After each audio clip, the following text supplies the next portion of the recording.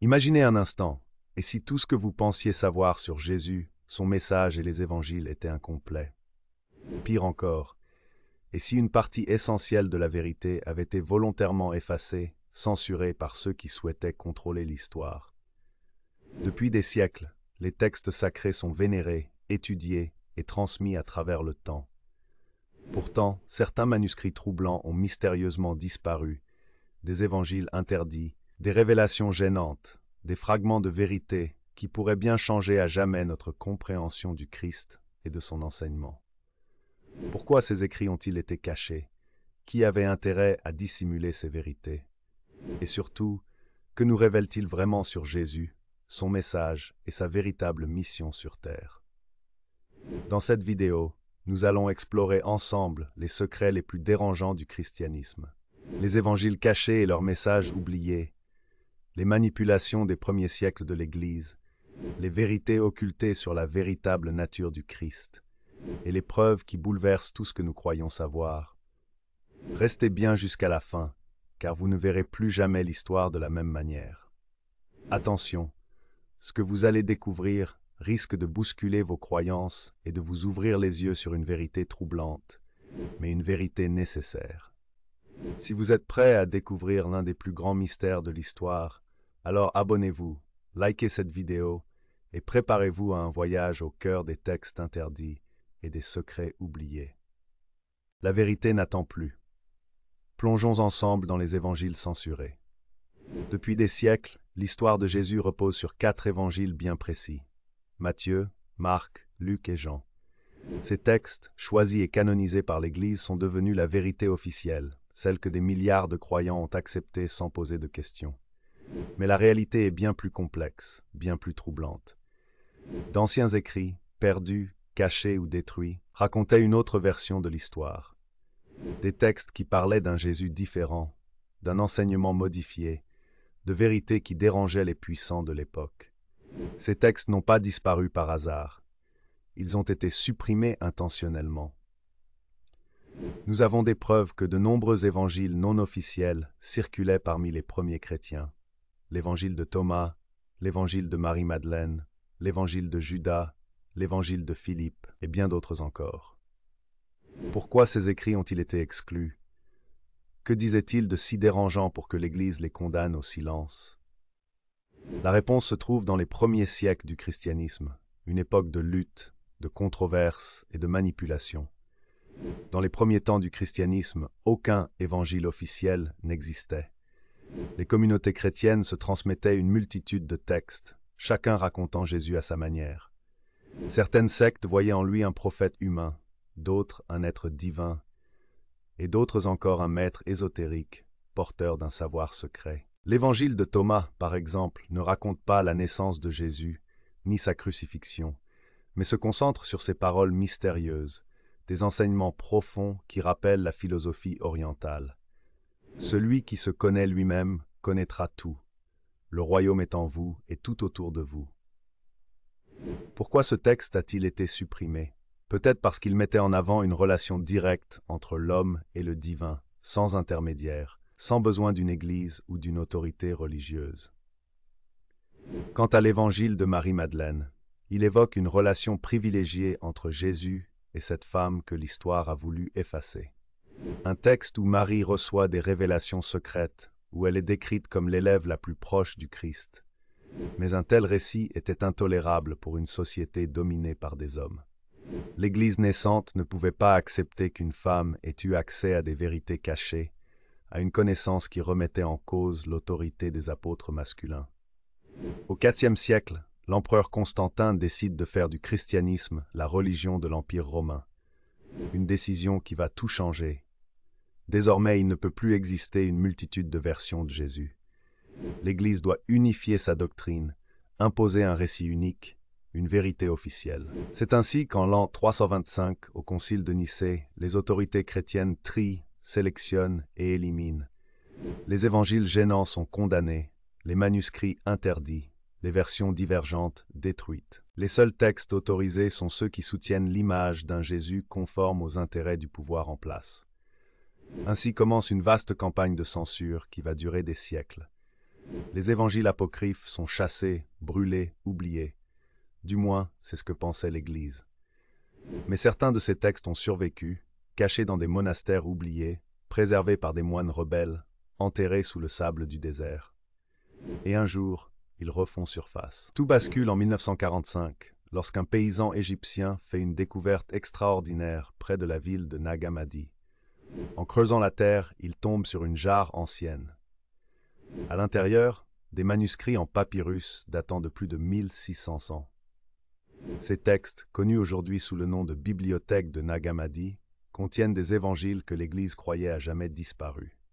L'évangile de Thomas, l'évangile de Philippe, l'évangile de Marie-Madeleine, des écrits gnostiques sur Jésus et son enseignement, des textes puissants, mystiques, profondément spirituels, mais qui contredisent la version officielle du christianisme. Ces manuscrits nous révèlent une autre face de Jésus, un maître de sagesse plutôt qu'un messie sacrificiel, un enseignant de la connaissance intérieure, loin des dogmes religieux, un message qui insiste sur la transformation personnelle et non sur l'adoration aveugle. Des révélations explosives qui auraient pu changer l'histoire du christianisme si elles n'avaient pas été enterrées pendant des siècles. Mais pourquoi l'Église a-t-elle tout fait pour cacher ces textes? Même aujourd'hui, ces évangiles interdits continuent de gêner l'institution religieuse. Pourquoi? Parce qu'ils montrent un Jésus différent de celui que l'Église a façonné. Un Jésus qui n'impose pas une religion, mais une connaissance intérieure. Un Jésus qui ne parle pas de péché et de damnation, mais de libération et d'éveil.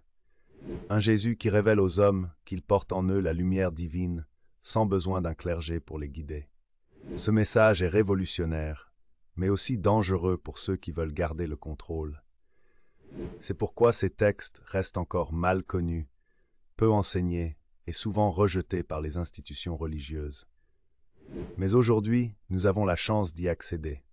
Nous avons le pouvoir de retrouver cette vérité perdue, d'explorer ces écrits oubliés et de comprendre ce que Jésus voulait réellement transmettre. Et si la plus grande censure de l'histoire était en train d'être dévoilée sous nos yeux? Lorsque les manuscrits de Nag Hammadi ont été découverts en 1945, c'était comme si une porte interdite s'ouvrait sur un passé volontairement effacé. Ces textes nous montrent un Jésus différent, un Jésus qui ne fonde pas une religion, mais qui enseigne un chemin intérieur, un Jésus qui ne demande pas d'adoration, mais qui pousse les hommes à se réveiller. Dans l'évangile de Thomas, l'un des plus fascinants parmi ces textes retrouvés, Jésus dit « Celui qui cherche ne doit pas cesser de chercher jusqu'à ce qu'il trouve. Quand il trouvera, il sera troublé. Quand il sera troublé, il s'émerveillera et il régnera sur le tout. » Qu'est-ce que cela signifie? Pourquoi Jésus parle-t-il d'un chemin caché, d'une quête intérieure qui mène à une révélation troublante? Et si la vérité était bien plus profonde que ce que l'Église a enseigné? Certains chercheurs estiment que ces textes révèlent un message ésotérique, un message réservé à une élite initiée, et que ce message contrariait les plans de ceux qui voulaient établir une Église puissante et contrôlée. Parmi les manuscrits redécouverts, l'un des plus troublants est l'Évangile de Judas. Pendant des siècles, Judas Iscariote a été considéré comme le traître ultime, celui qui aurait livré Jésus pour 30 pièces d'argent. Mais dans cet évangile interdit, l'histoire est totalement différente. Selon ce texte, Judas n'a pas trahi Jésus. Au contraire, il aurait obéi à une mission secrète confiée par le Christ lui-même. Dans cet évangile, Jésus dit à Judas, « Tu les surpasseras tous, car tu sacrifieras l'homme qui me sert d'enveloppe. » Que veut dire cette phrase? Certains experts pensent que Jésus parlait ici de son propre corps physique qui devait être sacrifié pour libérer une essence divine. Dans cette version, Judas n'est donc pas un traître, mais le disciple le plus fidèle, celui qui a eu le courage d'accomplir la mission la plus difficile. Pourquoi cette vision de Judas a-t-elle été cachée? Parce qu'elle renverse totalement la vision classique du christianisme, où la crucifixion est vue comme une trahison et un martyre. Dans l'évangile de Judas, Jésus ne subit pas son destin, il le contrôle. Ce texte aurait détruit l'image de la victime sacrificielle et remis en question toute la théologie du rachat des péchés. Il était donc impératif pour l'Église de le faire disparaître. Un autre évangile interdit, l'évangile de Marie-Madeleine, apporte une révélation encore plus explosive. Nous avons toujours appris que les disciples de Jésus étaient les 12 apôtres, tous des hommes. Mais ce texte révèle que Marie-Madeleine aurait eu un rôle bien plus central que ce que l'on croyait. Dans ce manuscrit, après la mort de Jésus, les apôtres sont perdus, déstabilisés. C'est alors que Marie-Madeleine prend la parole et leur révèle un enseignement secret qu'elle seule a reçu du Christ. Elle dit « Le Maître m'a parlé en secret, et il m'a révélé des choses que vous ne comprenez pas. » À cette affirmation, Pierre s'insurge. Pourquoi Jésus t'aurait-il confié quelque chose à toi, une femme, qu'il ne nous a pas révélé à nous? L'évangile de Marie-Madeleine montre clairement que certains disciples, notamment Pierre, étaient jaloux de son lien privilégié avec Jésus. Mais pourquoi l'Église a-t-elle caché ce texte? Parce qu'il remet en question le rôle des femmes dans la spiritualité chrétienne. Si ce texte avait été accepté, cela aurait signifié que les femmes pouvaient être des guides spirituels, des enseignantes du message du Christ, ce qui était inacceptable pour une Église dominée par des hommes. Marie-Madeleine aurait-elle été bien plus qu'une simple disciple? Aurait-elle été le véritable héritier spirituel de Jésus, porteuse d'un enseignement caché? L'idée même de son importance centrale a été éradiquée des évangiles officiels. Un autre élément troublant de ces évangiles cachés est la vision radicalement différente du royaume de Dieu. Dans les évangiles officiels, on apprend que le royaume de Dieu est un paradis futur, une récompense après la mort pour ceux qui auront suivi les commandements de l'Église. Mais dans l'évangile de Thomas, Jésus dit quelque chose de très différent. Le royaume de Dieu n'est pas dans le ciel ni sur la terre, mais à l'intérieur de vous. Ce message change absolument tout. Il signifie que Dieu n'est pas une autorité extérieure et que les hommes n'ont pas besoin d'une église pour le trouver. Ce Jésus-là ne demande pas aux hommes d'attendre le jugement dernier, mais de se réveiller ici et maintenant, de découvrir leur propre divinité intérieure. Un message qui aurait anéanti le pouvoir de l'Église et qui explique pourquoi il a été soigneusement effacé. Quand on met bout à bout toutes ces découvertes, une question cruciale se pose. L'Église a-t-elle intentionnellement falsifié l'histoire de Jésus pour asseoir son pouvoir? Car si ces évangiles avaient été acceptés, alors il n'y aurait pas besoin d'une Église pour atteindre Dieu. Marie-Madeleine aurait été reconnue comme une apôtre majeure. Judas ne serait pas un traître, mais un exécutant du plan de Jésus. Le message du Christ aurait été un appel à l'éveil intérieur, et non une soumission à une autorité religieuse. Des vérités trop dangereuses pour être laissées entre les mains du peuple. Alors, que devons-nous faire aujourd'hui? Devons-nous continuer à croire à la version officielle, ou devons-nous réinterpréter le message du Christ à la lumière de ces nouveaux textes? Après la suppression des évangiles apocryphes au IVe siècle, l'Église pensait avoir enterré définitivement ces textes interdits. Mais certaines sociétés secrètes ont-elles préservé ces connaissances? Depuis des siècles, des rumeurs circulent sur des groupes mystérieux qui auraient gardé intacte la véritable parole du Christ, loin de l'influence de l'Église officielle. Parmi eux, on retrouve les gnostiques, ces premiers chrétiens hérétiques qui possédaient des textes interdits et enseignaient que la connaissance, gnosis, était la clé du salut.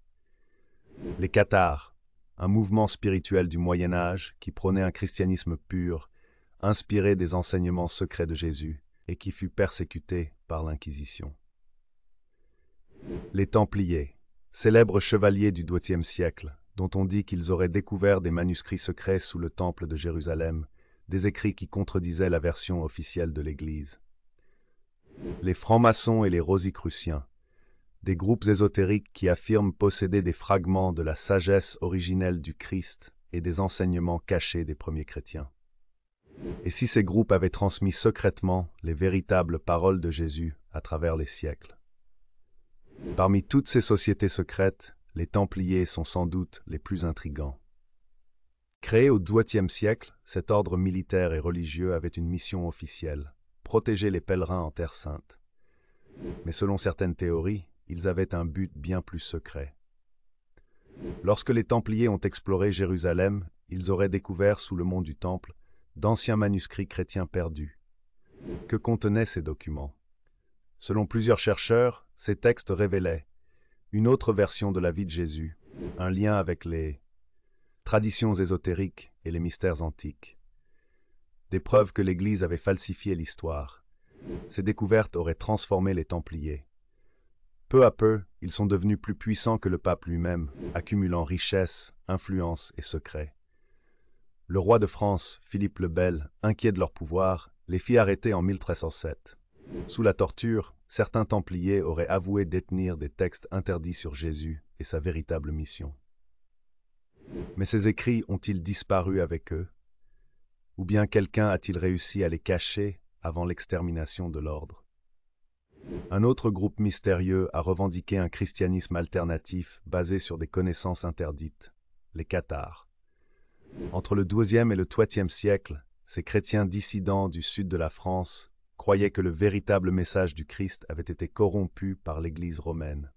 Ils rejetaient l'Ancien Testament, considérant que le Dieu vengeur d'Israël n'était pas le vrai Dieu du Christ.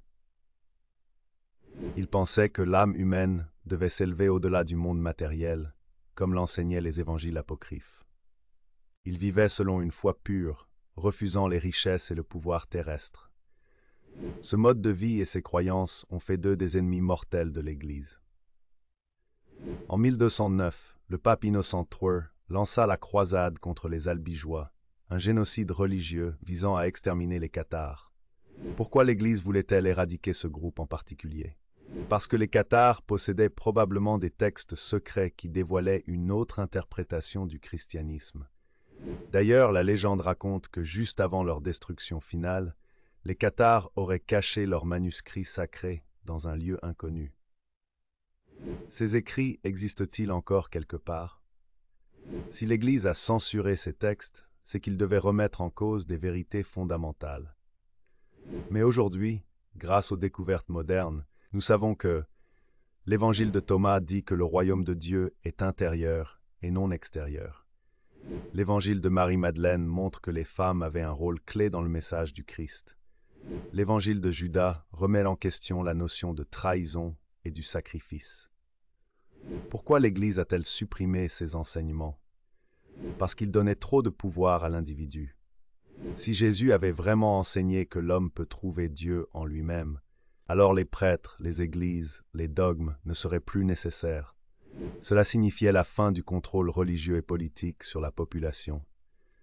Les sociétés secrètes ont-elles compris ce message? Ont-elles préservé ce savoir interdit dans l'ombre, attendant le jour où l'humanité serait prête à le recevoir à nouveau? Aujourd'hui, avec Internet, les découvertes archéologiques et l'ouverture des archives secrètes, ces vérités cachées refont peu à peu surface. Mais une question demeure. Sommes-nous prêts à accepter cette autre vision de Jésus? Si ces évangiles interdits sont authentiques, alors notre vision de la spiritualité doit changer. Le message du Christ n'était pas celui d'une religion, mais d'un chemin personnel d'éveil. Il n'y a pas de péché originel ni de besoin de sauveur extérieur, mais une quête intérieure vers la lumière. Les sociétés secrètes ont peut-être gardé ce savoir caché pour éviter sa destruction par les puissants. Mais si la vérité commence à se révéler, cela signifie que nous avons une chance unique de la redécouvrir. La question est, qu'allons-nous en faire?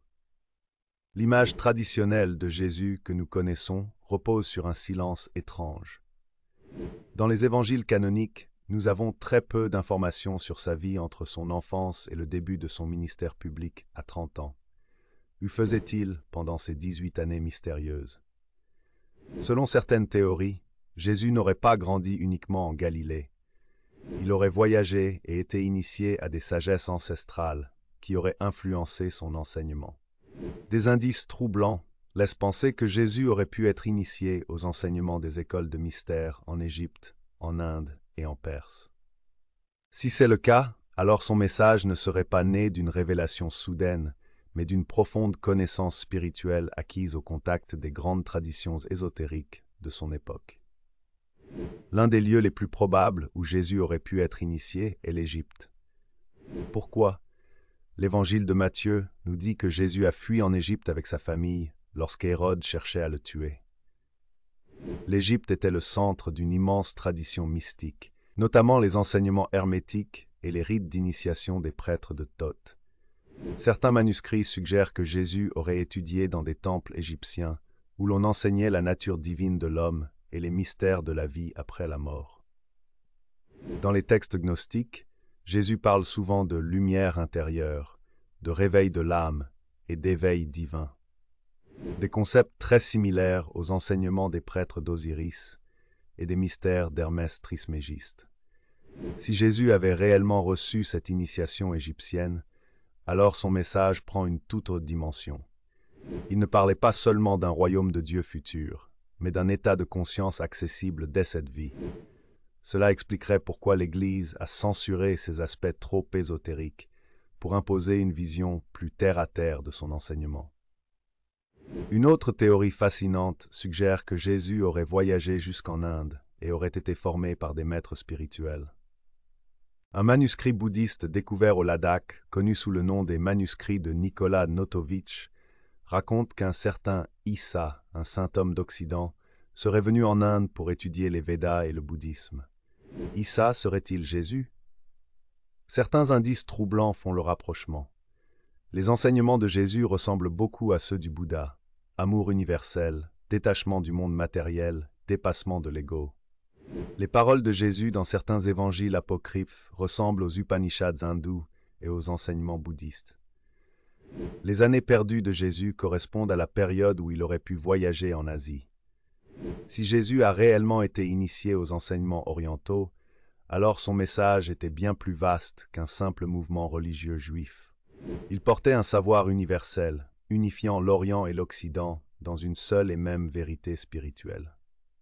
Une autre piste fascinante nous mène aux Esséniens, une mystérieuse communauté juive qui vivait à l'écart du reste de la société, dans le désert de Judée. Pourquoi est-ce important? Les manuscrits de la mer Morte, découverts en 1947, montrent que les Esséniens pratiquaient une spiritualité basée sur l'illumination intérieure, la pureté et les mystères de la lumière. Certains chercheurs pensent que Jean-Baptiste était un Essénien, et que Jésus lui-même aurait pu être initié par cette communauté secrète. Les Esséniens croyaient en un maître de justice, qui ressemblait étrangement à la figure de Jésus.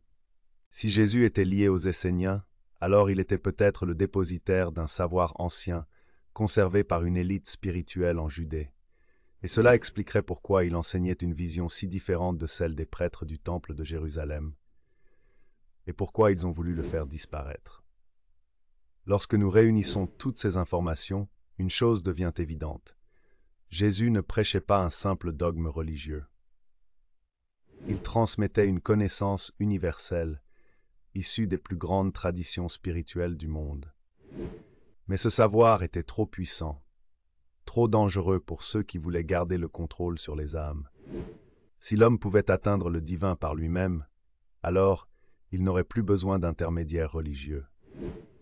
C'est peut-être pour cela que ces aspects de la vie de Jésus ont été effacés, et que les évangiles interdits nous donnent une vision totalement différente de son message. La question que nous devons nous poser est la suivante. Sommes-nous prêts à redécouvrir ce savoir caché et à appliquer nous-mêmes les véritables enseignements de Jésus? Car si cette vérité devait être cachée pendant des siècles, alors cela signifie qu'elle est plus précieuse que nous ne l'imaginons.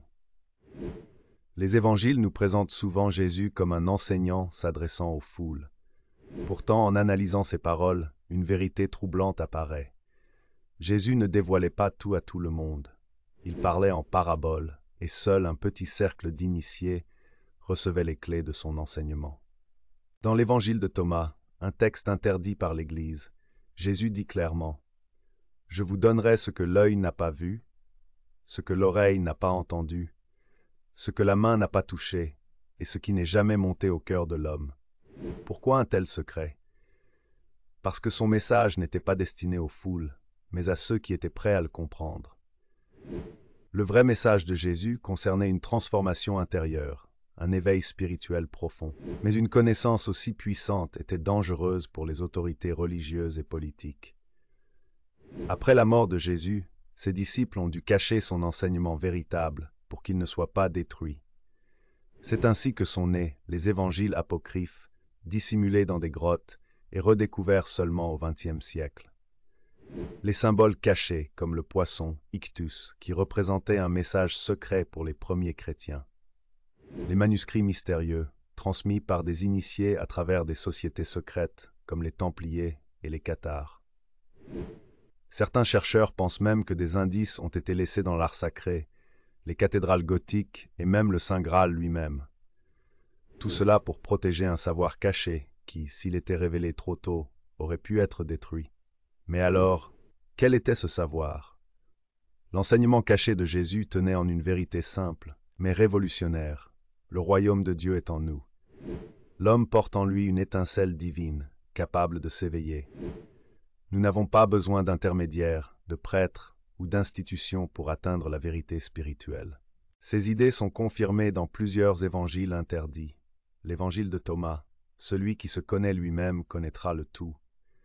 L'évangile de Marie-Madeleine, l'âme est immortelle et voyage de vie en vie. Les enseignements gnostiques, l'homme est une partie de Dieu, il doit se souvenir de son origine divine. Si Jésus avait enseigné cela ouvertement, il aurait menacé tout le système religieux et politique de son époque. Voilà pourquoi son message a été falsifié et détourné. Mais aujourd'hui, nous avons la chance d'avoir accès à ces textes interdits et de redécouvrir ce savoir caché. Si cette vérité a été cachée pendant 2000 ans, ce n'est pas un hasard. Les grandes institutions religieuses ont toujours eu un intérêt à contrôler le message spirituel. Si l'homme comprend qu'il est lui-même divin, il ne se soumet plus à une autorité extérieure. Si chacun peut trouver la vérité en lui-même, il n'y a plus besoin d'église, de dogmes ou de prêtres. Si nous sommes tous égaux devant Dieu, alors le pouvoir des élites s'effondre. Ce que Jésus avait compris, c'est que la plus grande force du monde n'est pas extérieure, mais intérieure. Il ne voulait pas fonder une religion, mais libérer l'humanité. Et c'est précisément ce que l'on nous a empêchés de savoir. Maintenant que nous savons tout cela, que faire? La question la plus importante est, sommes-nous prêts à redevenir les maîtres de notre propre spiritualité? Si nous acceptons le message caché de Jésus, alors notre vision du monde change complètement. Nous ne cherchons plus Dieu à l'extérieur, mais en nous. Nous comprenons que nous sommes responsables de notre propre éveil. Nous réalisons que le véritable enseignement de Jésus ne dépend pas d'une église, mais d'une transformation intérieure. Peut-être que c'est maintenant, au XXIe siècle, que nous sommes enfin prêts à entendre ce que Jésus voulait vraiment nous dire. Merci d'avoir pris le temps de suivre cette enquête fascinante jusqu'à la fin. C'est un véritable privilège de pouvoir partager ces découvertes avec vous, et j'espère sincèrement que ce voyage à travers les mystères de Jésus, les évangiles censurés et la vérité cachée vous a permis de voir sous un autre angle des aspects de l'histoire que l'on ne nous enseigne pas dans les livres traditionnels. C'est en questionnant les récits et en ouvrant notre esprit à des idées nouvelles que l'on fait avancer notre compréhension du monde et de nous-mêmes. Si ce contenu vous a captivé, abonnez-vous, likez et partagez avec ceux qui cherchent à explorer plus en profondeur les grandes vérités cachées de l'histoire. Je tiens également à vous remercier pour votre attention et pour votre ouverture d'esprit. Votre présence ici montre que vous êtes prêts à rechercher, à comprendre et à découvrir plus. N'oubliez pas que la quête de la vérité est un voyage sans fin, et chaque question posée peut nous rapprocher d'une compréhension plus profonde de nous-mêmes et de notre monde. Merci encore pour votre soutien et vos commentaires. J'ai hâte de continuer à explorer avec vous ces mystères fascinants.